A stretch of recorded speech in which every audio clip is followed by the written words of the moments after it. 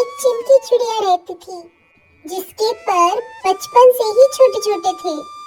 जैसे ही कुछ दिन बीते, चिमकी चिड़िया थोड़ी बड़ी हो गई और उसके पंख अभी भी छोटे छोटे।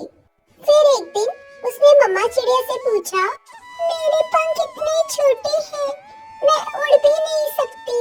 बाकी पंछियों के पर तो अच्छे खासे हैं, फिर मेरे ऐसे क्यों है माँ? बेटी, जब तुम बड़ी हो जाओगी, तुम्हारे पंख भी बड़े हो जाएंगे, तो तुम बिल्कुल भी चिंता मत करो। कुछ समय के बाद चिंकी चिड़िया थोड़ी और बड़ी हुई, पर उसके पंख बड़े नहीं हुए। वो उड़ने की कोशिश तो करती, पर उड़ ना पाती। फिर कुछ दिन बाद जंगल में पक्षियों की उड़ान की रेस लगी। शर्त ये थी, जो इस उड़ान में जीतेगा वो इनाम का हकदार होगा।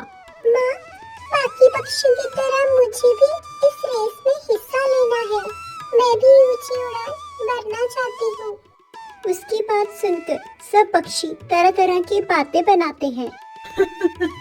अरे भाइयों, ये चिंकी चील ठीक से चल तो पाती नहीं और उड़ान भरना चाहती है हमारे साथ। इसके नन्हे नन्हे पंख कहाँ मुकाबला कर पाएंगे हमारा। चिड़िया, कुछ समझाओ अपनी बेटी को। नन्ही चिड़िया निराश हो जाती है। बेटी, तुम हिम्मत मत हारो, क्योंकि हिम्मत करने वालों की कभी हार नहीं होती। और कभी भी दूसरों की बातों का असर खुद पे नहीं होना चाहिए। अगर तुम कोशिश करोगी तो तुम जरूर जीतोगी। चिंकी को अपनी माँ की बात समझ आ जाती है, इसलिए रात को एक बार फिर वो कोशिश करती है अपने पंखों के साथ उड़ने की। तभी उसे कोशिश करता देख एक उल्लू वहाँ पर आता है। अरे चिंकी बिटिया, इतनी रात में तुम यहाँ क्या कर रही हो? उल्लू चाचा, मैंने भी रेस में हिस्सा लेना है, इसलिए मैं उड़ने की प्रैक्टिस कर रही हूँ। मेरी माँ ने कहा है, हिम्मत करने वालों की हार नहीं होती। वो तो ठीक है बिटिया, पर तुम अपने इस नन्हे पंखों के साथ नहीं जीत पाओगी कोई रेस। तुम ऐसे करो, तुम मेरे पंख ले लो, जिससे तुम तेज उड़ पाओगी और रेस को जीत जाओगी। सच में चाचा, क्या ऐसा हो सकता है? हाँ मेरी बिटिया, अब जाओ तुम जल्दी से पेड़ की गूंद लेकर आओ, जब तक मैं अपने पंख तैयार करता हूँ। तभी चिंटी चिड़िया के जाने के बाद उल्लू अपने पंखों के साथ चिंटी के लिए 2 पर तैयार करता है। तभी चिंटी चिड़िया वहाँ पर पेड़ की गूंद ले आती है और उल्लू चाचा उस गूंद से चिंटी चिड़िया पर अपने पर चिपका देते हैं और नन्ही चिड़िया अपने नए पंख देखकर खुश हो जाती है और उल्लू चाचा का शुक्रिया अदा कर कर झूमती चली जाती है। 2 दिन बाद पक्षियों की रेस शुरू होती है, पर नन्ही चिड़िया ऊंची उड़ान भरकर सबका मुंह बंद कर देती है और जल्दी से वापस आकर अव्वल नंबर पर आ जाती है।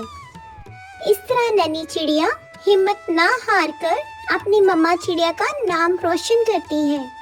इसलिए दोस्तों, हमें कभी भी हार नहीं माननी चाहिए।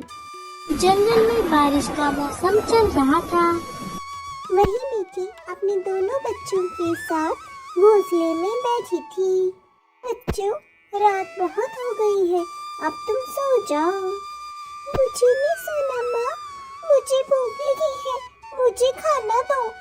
मुझे माफ कर दो मेरी बच्ची, सुबह जैसे ही होगी और बारिश बंद होगी, मैं तुम्हारे लिए खाना लेकर आऊंगी। नहीं माँ, तुम हमेशा हमें यही कहती हो, मैं और मेरा भाई कितने भूखे हैं। ठीक है मेरी बेटी, जैसा तुम कहो। मैं अभी जाती हूँ किसी से खाना मांगने। तेज बारिश में मीठी बच्चों के लिए खाना लेने निकल जाती है। मीठी तोते भैया के घर पहुँचती है। मीठी, क्या चाहिए तुम्हें? तोते भैया, मेरे बच्चे बहुत भूखे हैं। सुनिए जी, जो हमारे पास दाना है वो मीठी को दे दीजिए। बहुत बहुत शुक्रिया तोती बहन। फिर मीठी दाने लेकर अपने घर की ओर निकल पड़ती है और मीठी की गुड़िया इतने सारे दाने देकर झटपट उन्हें खा लेती है। माँ, इतने स्वादिष्ट दाने। ये खाकर मजा ही आ गया। कालू जी, मेरे पेट में चूहे कूद रहे हैं। गौरी जी, तो मैंने कौन सा पकवान खाए हैं? मैं भी तो आपकी तरह भूखा ही हूँ। मेरे सामने ज्यादा चूम चाम मत करे, जाए और मेरे लिए खाना लेकर आए। कालू गौरी की बात मानकर चिड़िया के घर पहुंच जाता है। कालू भैया आप? हाँ मिट्टी बहन, दरअसल मेरी गौरी को बहुत भूख लगी है और आप जानती हैं जब गौरी को भूख लगती है तो वो अपने गुस्से में मुझे भी पीट देती है। अगर आपके पास कुछ दाने हो तो हमें दे दीजिए, क्योंकि इस बरसात के मौसम में जंगल में दाना मिलना मुश्किल ही नहीं नामुमकिन है। मुझे माफ करना कालू भैया, मेरे घर में भी दाना नहीं है। मैं आज तोते भैया से कुछ दाने लेकर आई थी जो मेरे बच्चों ने खा लिया। मिट्टी की बात सुनकर कालू निराश हो जाता है और खाली हाथ अपने घर लौट आता है। वहीं गौरी को तो खाली पेट नींद ही नहीं आ रही थी, इसलिए वो दाना ढूंढने के लिए जंगल में निकल पड़ती है। कालू भी उसके पीछे निकल जाता है। वहीं गौरी रात के अंधेरे में उल्लू के घर पहुंच जाती है। वहां उसे उल्लू की पत्नी का हार नजर आता है, लेकिन उसे चोरी करते उल्लू पकड़ लेते हैं। चोर चोर, पकड़ो पकड़ो मेरा हार। चिल्लाते चिल्लाते वो दोनों गौरी को पकड़ लेते हैं। छोड़ो छोड़ो, मेरी गौरी को छोड़ दो, इससे बहुत बड़ी गलती हो गई, मैं माफ कर दो।